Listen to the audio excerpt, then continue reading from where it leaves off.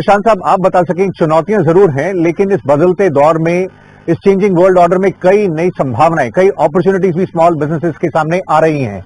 उन्हें टैप करने के लिए आखिर किस तरह से बजट से एक बूस्टर डोज मिल सकती है?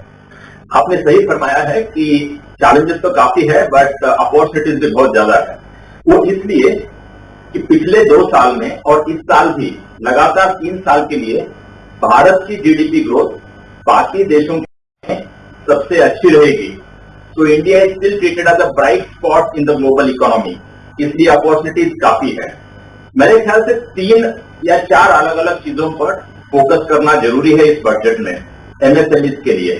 पहला, क्रेडिट फैसिलिटेशन बहुत इंपॉर्टेंट है, फॉर्मल क्रेडिट बहुत इंपॉर्टेंट है। ईसीएलजीएस एक बहुत अच्छी स्कीम थी अंडर आत्मनिर्भर भारत, उसे किसी न किसी तरह कंटिन्यू करना चाहिए सो दैट फॉर्मल क्रेडिट आसानी से मिले।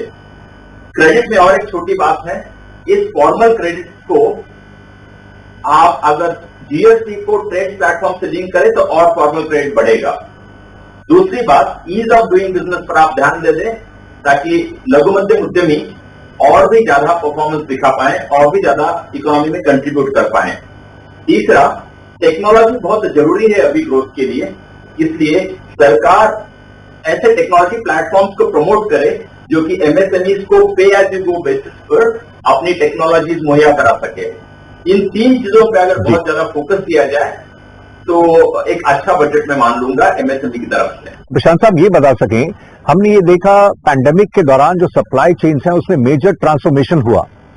अब फिर से कई देशों में कोविड के केसेस बढ़ रहे हैं, इसका सप्लाई चेन पर कैसे इम्पैक्ट देख रहे हैं और इस बैकड्रॉप में किस तरह की आपकी उम्मीदें हैं बजट से? फिलहाल तो सप्लाई चेन अगर देखें हम तो ग्लोबल वैल्यू चेन अभी काफी इंपॉर्टेंट है, क्योंकि कई सारी चीजें अलग अलग पुर्जे जो है अलग अलग देशों से आते हैं और यहाँ पर मैन्युफैक्चरिंग होती है। चाइना में अभी फिर से एक बार कोविड के काफी सारे इंक्रीज नंबर ऑफ केसेस हैं जी, और फॉर्चुनेटली बहुत सारे और देशों में नहीं है, इसलिए इसका इम्पैक्ट अभी भी म्यूटेड है, अभी भी बहुत ज्यादा नहीं है जी। अगर हमें अपना हिस्सा ग्लोबल वैल्यू चेन में बढ़ाना है तो उसके लिए एक जरूरी बात है कि हमारे ज्यादातर ज्यादा FTA free trade agreement sign हो जाए। अभी हमारा ऑस्ट्रेलिया के साथ फ्री ट्रेड एग्रीमेंट साइन हुआ, यूएई के साथ साइन हुआ है।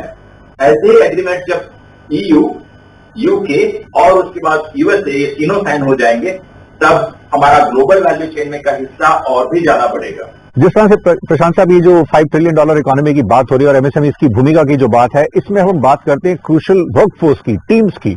आखिर उनको इस नए दौर के हिसाब से रेडी भी करना है, उनके स्किल्स को अपग्रेड करना है, रीस्किलिंग है, अपस्किलिंग है, किस तरह से उस पहलू पर जो कि बहुत क्रूशल है जोर देना चाहिए। इसमें इंडस्ट्री हो, अकेडमी हो, कैसे सब मिलकर बढ़ सकते हैं और बजट से क्या आप एक्सपेक्ट कर रहे हैं स्किलिंग फ्रंट पर? आई थिंक 2 पॉइंट्स है। सबसे पहले तो आपने जैसे कहा कि हम 5 ट्रिलियन की इकोनॉमी की तरफ बढ़ रहे हैं। एक्चुअली इसी साल हम $3.5 ट्रिलियन होंगे और अगले 7 साल में यानी 2030 तक हम $7 ट्रिलियन इकोनॉमी होंगे। So it's even better than 5 trillion in the next 7 years. आपका सवाल जो है कि स्किल डेवलपमेंट ऑफकोर्स बहुत ही ज्यादा इंपॉर्टेंट है स्किल डेवलपमेंट, क्योंकि unless we have better skills, we would not have productivity, we would not have quality, we would not have better export.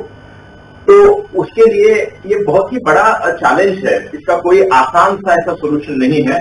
बस एमएसएमईज ये जान ले, पहचान ले कि ज्यादातर ज्यादा उन्होंने इसके ऊपर फोकस देना है। हमारे जैसे जो एसोसिएशन है, जैसे एनसीसीआई है, अदर एसोसिएशन की है, हम काफी सारे प्रोग्राम्स कंडक्ट करते रहते हैं स्किल डेवलपमेंट के लिए, तो उसका हिस्सा बने। एमएसडीई जो है गवर्नमेंट ऑफ इंडिया की, उनके भी कई सारे प्रोग्राम्स हैं, उन्हें प्रोएक्टिवली उसका हिस्सा बने जी। और इन प्रोग्राम के अलावा ये जान ले कि there is only so much of contribution that can come from outside. बाकी तो एमएसएमईज को खुद को ही संभालना है, इसलिए खुद ये रियलाइज कर लें कि skill development is very important for productivity development और प्रॉफिट डेवलपमेंट।